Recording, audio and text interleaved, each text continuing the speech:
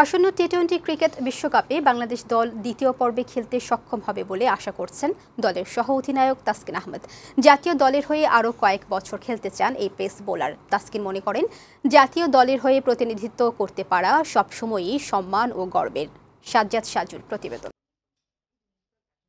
টি-20 বিশ্বকাপ ক্রিকেটের দল ঘোষণা নিয়ে বেশ অপেক্ষা করতে হয়েছে বাংলাদেশ ক্রিকেট বোর্ডকে। পেসার তাসকিন আহমেদের ইনজুরির কারণে কয়েক দফা দল ঘোষণা পিছিয়েছে। তবে সেই তাসকিন আহমেদকে সহ অধিনায়ক করে বিশ্বকাপের জন্য 15 সদস্যের চূড়ান্ত দল ঘোষণা করে বিসিবি।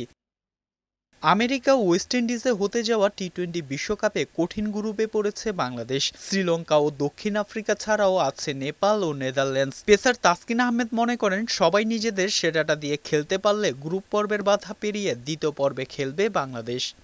আমি খুব বিলিভ করি আমাদের দল ডেফিনেটলি সেকেন্ড রাউন্ডে যাবে ইনশাল্লাহ। যদিও প্রথম দুইটা ম্যাচই big match, Sri Lanka south Africa.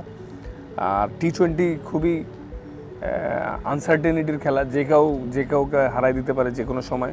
এর আগে 2019 সালে বিশ্বকাপের সময় ইনজুরির কারণে দল থেকে বাদ পড়েছিলেন পেসার তাসকিন আহমেদ। ইনজুরি থেকে ফিরে প্রত্যাবর্তনটা হয় দারুণ। ম্যাচের পরিস্থিতি অনুযায়ী বোলিং করার পাশাপাশি আত্মবিশ্বাস ও ইতিবাচক মানসিকতা ধরে রাখেন তাসকিন। জাতীয় দলে আরো কয়েক বছর খেলতে চান তিনি। আমার ইমপ্রুভমেন্ট করাটা খুবই নর্মাল বিষয় এবং করতেই হবে।